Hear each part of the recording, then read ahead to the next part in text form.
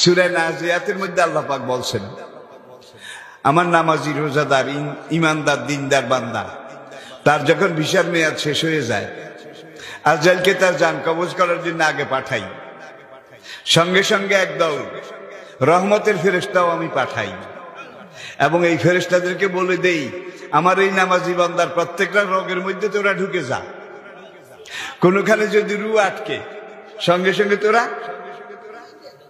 আটকাটা বানটা এটা কেটে this, ছুড়াই this, যাতে করে আমার বান্দার কষ্ট কম হয়।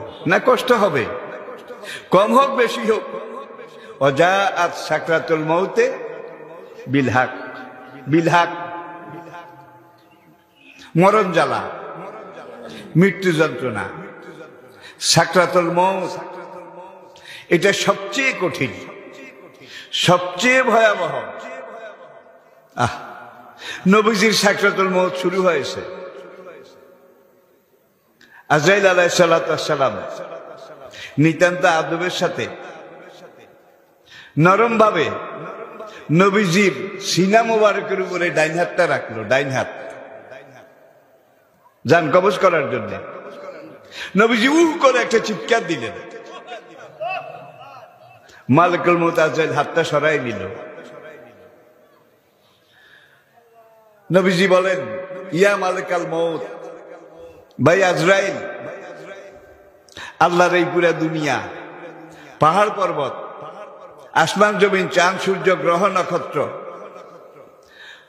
মরু পর্বত, সাগর মহাসাগর, পুরা সৃষ্ট পৃথিবী দুনিয়া বুঝি তুমি আমার বুকের উপরে চাপাই দিয়েছ।